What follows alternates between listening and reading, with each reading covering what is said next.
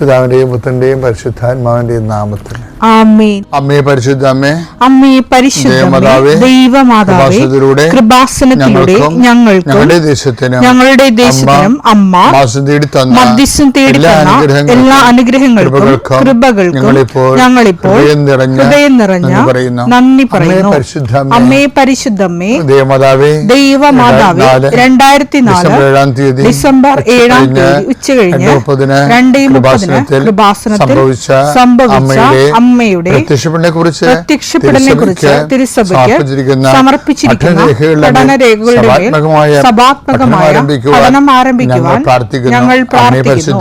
അമ്മേ പരിശുദ്ധമേ, ഭൂസ്വർലോകങ്ങളുടെ രാജ്ഞിയായ അങ്ങേയ്ക്ക് ഭൗമസംരക്ഷണത്തിനായി പ്രപഞ്ചപ്രകൃതിയെ തന്നെ തിരുസഭ പ്രതിഷ്ഠിക്കുവാൻ ഈ പ്രത്യക്ഷീകരണം വഴി ഇടയാക്കണമേ. പരിശുദ്ധമേ, ജപമാല മാതാവേ, സകല കൃപാസനം പ്രാർത്ഥനയോടും ചേർത്ത് ഞങ്ങളിപ്പോൾ പ്രാർത്ഥിക്കുന്ന ഈ കുടുംബത്തിന്റെ പ്രത്യേക നിയോഗം പറ മക്കളെ.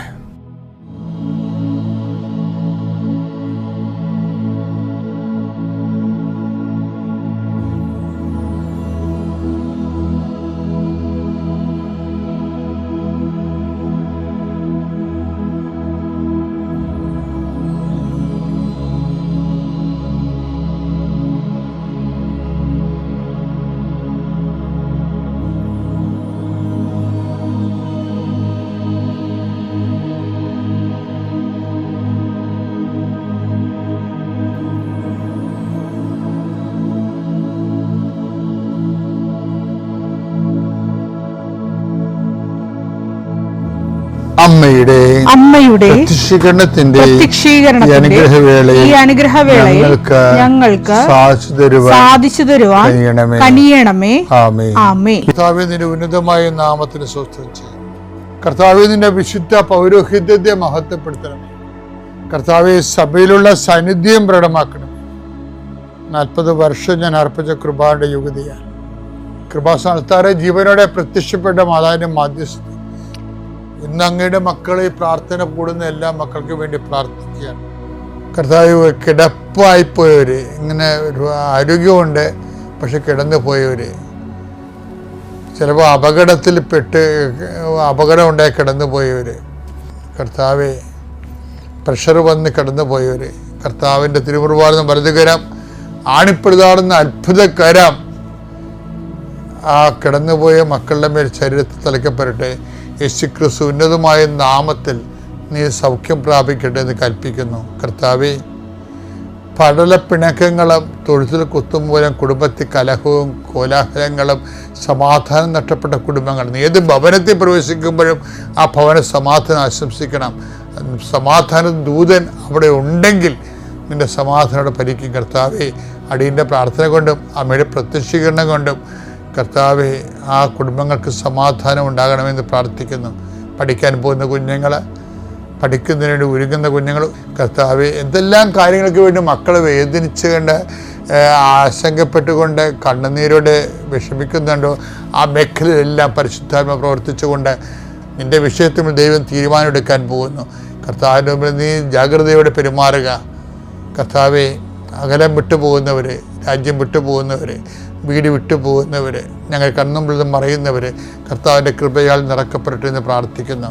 എൻ്റെ കർത്താവെ, ജോലിയില്ലാത്തതിൻ്റെ പേരിൽ വിസ പുതുക്കാത്തതിൻ്റെ പേരിലും, യാത്രയ്ക്ക് നാട്ടിലേക്ക് വരാൻ പറ്റാത്തതിൻ്റെ പേരിലും, തിരിച്ചു പോകാൻ പറ്റാത്തതിൻ്റെ പേരിലൊക്കെ കുടുങ്ങി കിടക്കുന്നവർ, എൻ്റെ കർത്താവിൻ്റെതുമായ എന്തെങ്കിലും ബന്ധനങ്ങളെ ഞാൻ അർപ്പിച്ച 40 വർഷത്തെ ബലിയുടെ ശക്തിയാൽ ബന്ധിക്കുന്നു, അഴിച്ചു മാറ്റുന്നു.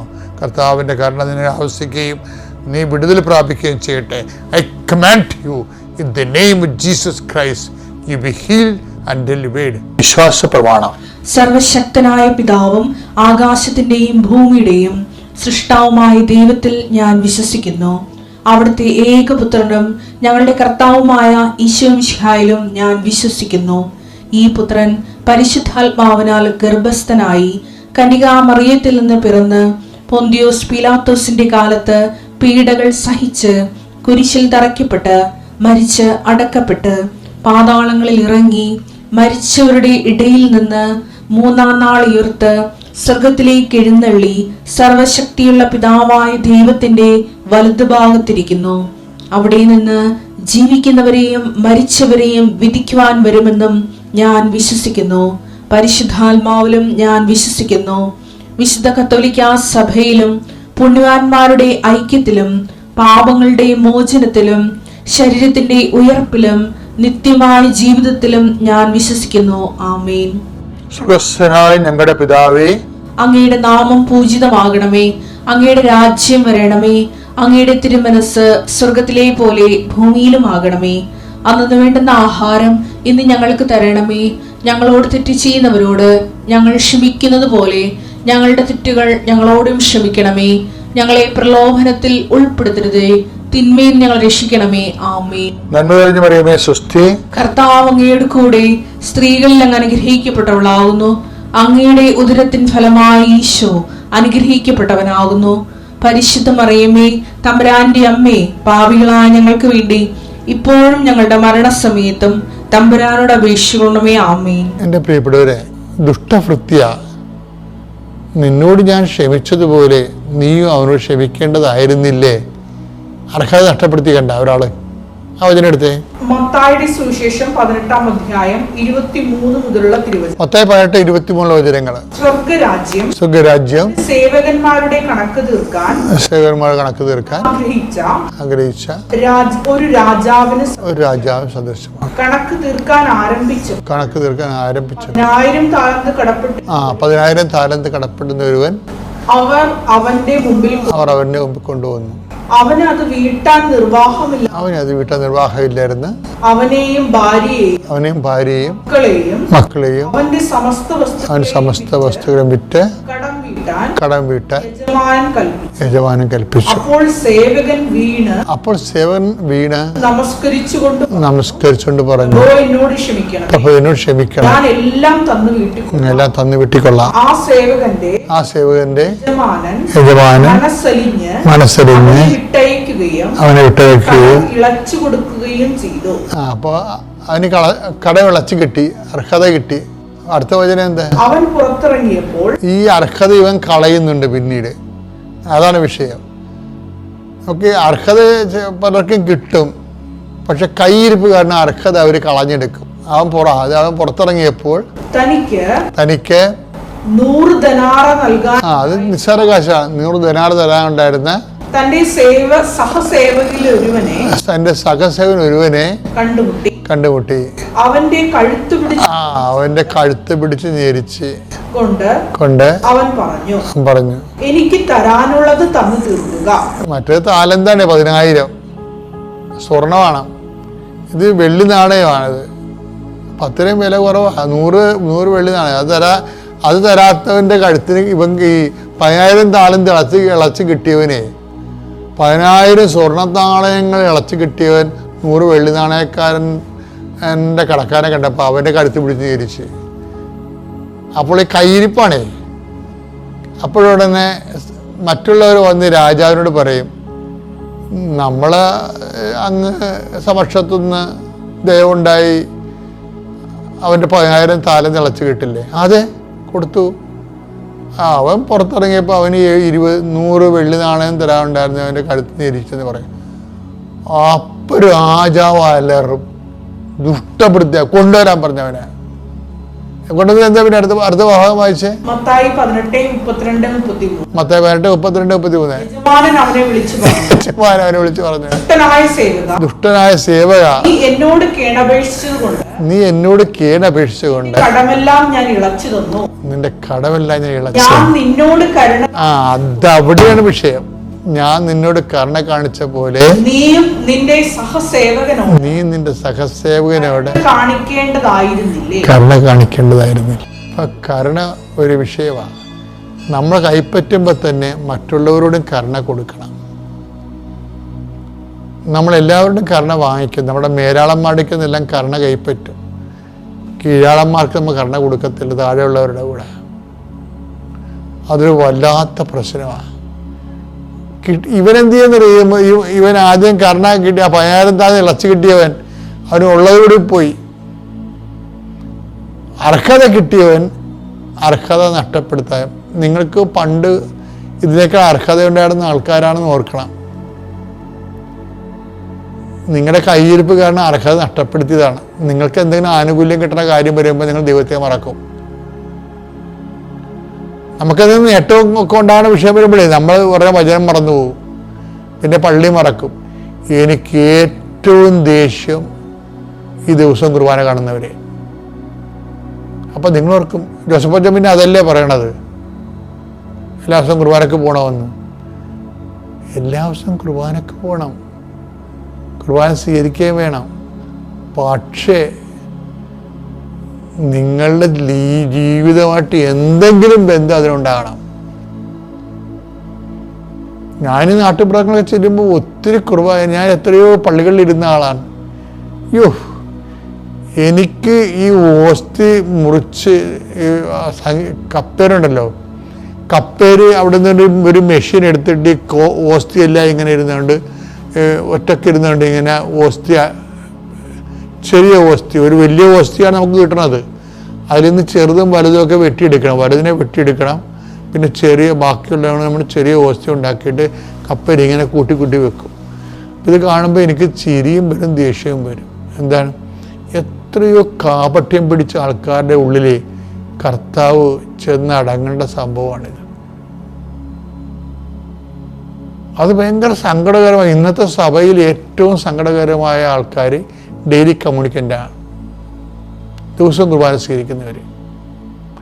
അവർ സൂക്ഷിച്ചില്ലെങ്കിൽ അവർ പണി വരുന്നുണ്ട്.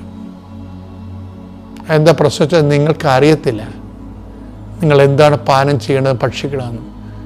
ബൈബിൾ പറയണത് ശിക്ഷാവിധി എന്നാ പറയണത്. ആ വചനെടുത്തേ, 1 Korinthos 11:29. 1 Korinthos 11:29. എന്തുകൊണ്ടെന്നാൽ ശരീരത്തെ വിവേചിച്ചറിയാതെ ഭക്ഷിക്കുകയും പാനം ചെയ്യുകയും ചെയ്യുന്നവൻ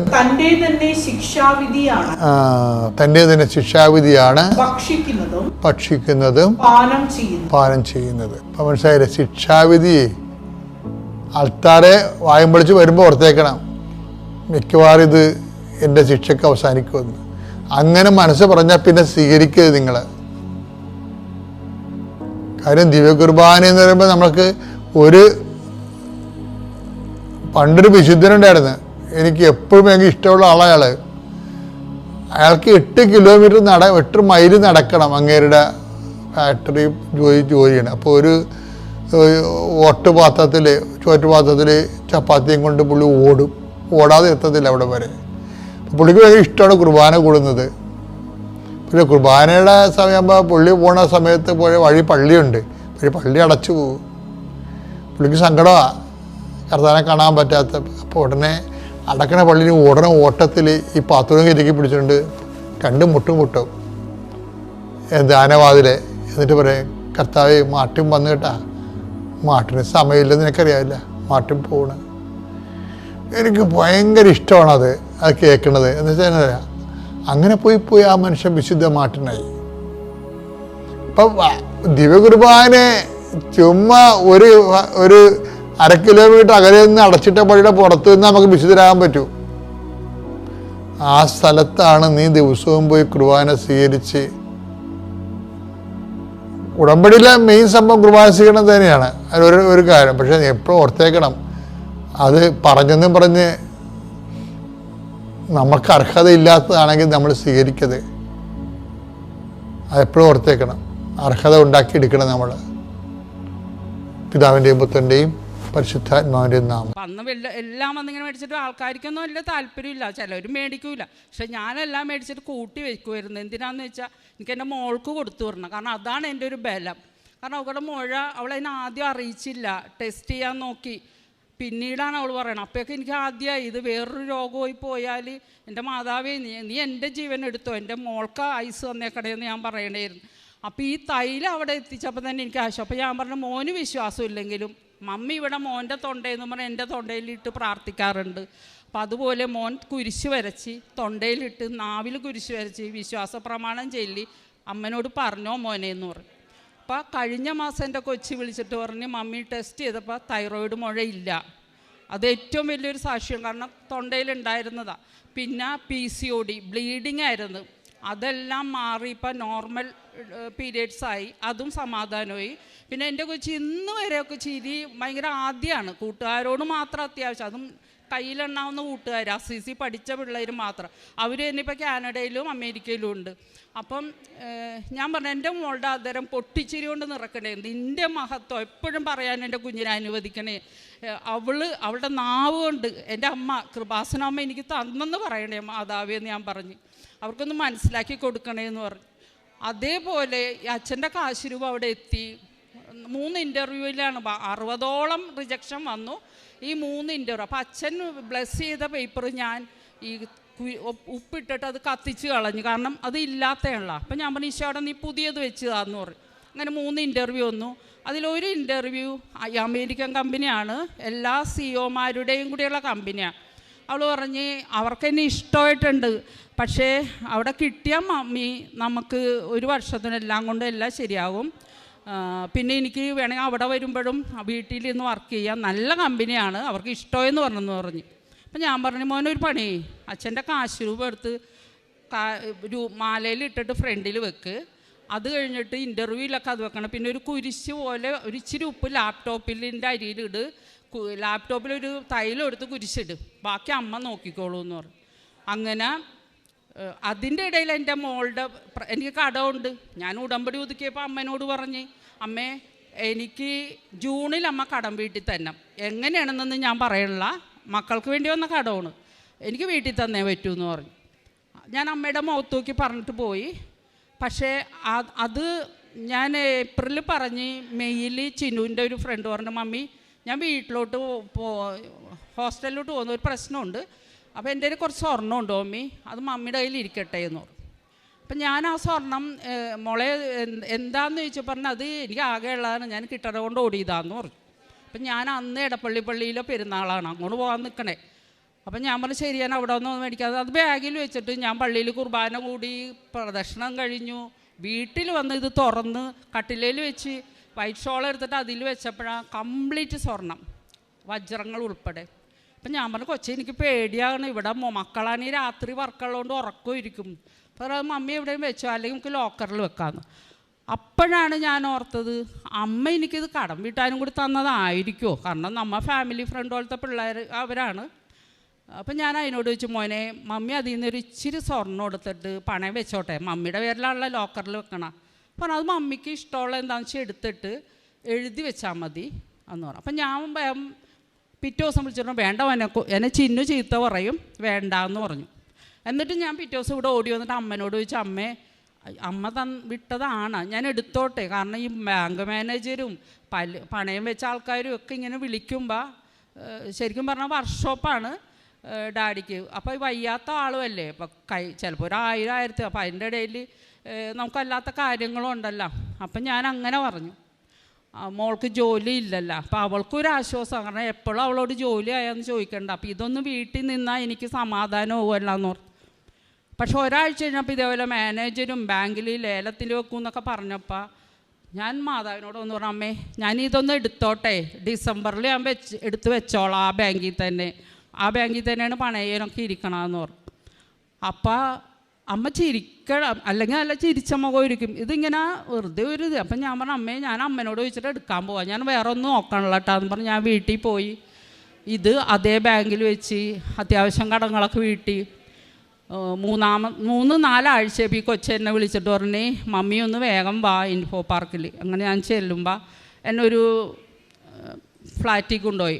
അപ്പോൾ എനിക്ക് അവിടുത്തെ വഴിയെന്ന് പറഞ്ഞുകൂടാ, ഓട്ടോക്കാരൻ കൊണ്ടുപോയി കഴിഞ്ഞപ്പോഴാണ് പറഞ്ഞാൽ, മമ്മി ഞാൻ നേരത്തെ ഇത് എടുത്തിട്ട്. അപ്പോൾ ഞാൻ പറഞ്ഞത്, എൻ്റെ കൊച്ചെന്ന് എനിക്ക് അത്ര ധൈര്യം ഉണ്ടാകുമെന്ന് ചോദിച്ചപ്പോൾ അത് പറഞ്ഞ്, അല്ല മമ്മി, ഞാൻ മമ്മിനോട് ഞാൻ എന്തിനാണ് വിളിക്കണത്, മമ്മി എനിക്ക് ഇത്ര വേണ്ടി പ്രാർത്ഥിക്കണേ ഇല്ല. അപ്പോൾ ഞാൻ കാശ് രൂപം കൊടുത്തിട്ടുണ്ട്, കുടുംബ പ്രശ്നമെന്ന് ഓർത്താൽ ഞാൻ കൊടുത്തു.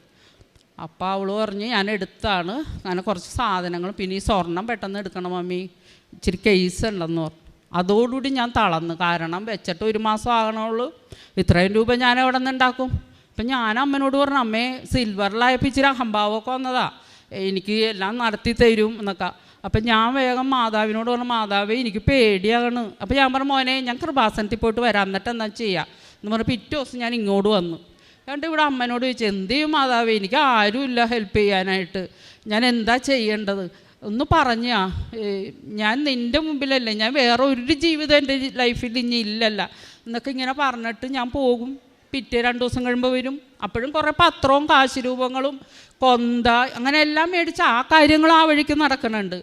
പക്ഷേ അവർ ഞങ്ങളെ വന്ന് കണ്ടപ്പം എനിക്കത് ബുദ്ധിമുട്ടായി. അതായത് എൻ്റെ ഈശോ എനിക്ക് വേണ്ടി നേരത്തെ തല കുമ്പിട്ടിട്ടുണ്ട് നമ്മുടെ പാപങ്ങൾ ഓർത്ത്. പക്ഷേ ഞാനിത് എടുത്തു പോയതുകൊണ്ട് അവരുടെ മുമ്പിൽ ഒരു കള്ളിനെ പോലെ നിൽക്കേണ്ട ഒരു ഇത് അതാണ് എനിക്ക്. കാരണം ഞാൻ ജയിലുകളിലൊക്കെ കൊണ്ടുപോയി പത്രം കൊടുക്കാറുണ്ട്. അപ്പോൾ ഞാൻ അവരോട് പറയും, ഏറ്റവും സങ്കടപ്പെടണേ, ഏറ്റവും ഒന്നും ചെയ്യാതെ കിടക്കണവരൊക്കെ വന്നിട്ടുണ്ട്, അവരൊക്കെ കൊടുക്കണേ, അമ്മേൻ്റെ കാര്യം പറയണമെന്ന് പറഞ്ഞാൽ കൊടുക്കണം. അപ്പം ഞാൻ ഓർത്ത് ഈശോ ഞാൻ അവിടെ പോയി ഞാൻ എൻ്റെ പത്രം വായിച്ചുകൊണ്ട് ഇരിക്കേണ്ടി വരും. അങ്ങനെയൊക്കെ ഒരു ആദ്യമായിപ്പോയി. എനിക്ക് തല ഉയർത്താൻ പറ്റാത്ത പോലത്തെ. അപ്പം ഞാൻ എൻ്റെ വികാരിയച്ഛനോട് ചോദിച്ചിട്ടാണ് ഇത് ചെയ്തേച്ചത്. പിന്നെ ഞങ്ങളുടെ സ്വന്തപ്പെട്ട ഒരച്ഛൻ, പിന്നെ ഞാൻ എല്ലാവരോടും തുറന്ന് എല്ലാം പറയണോണ്ട് എല്ലാവരും എന്നെ വഴക്കൂറി, എന്തിനു നീ എല്ലാം പറഞ്ഞു. ഞാൻ പറഞ്ഞു ഈശോയ്ക്ക് അറിയാമല്ലോ, പിന്നെ ഞാൻ എന്തിനു വിളിച്ച് വെക്കണം.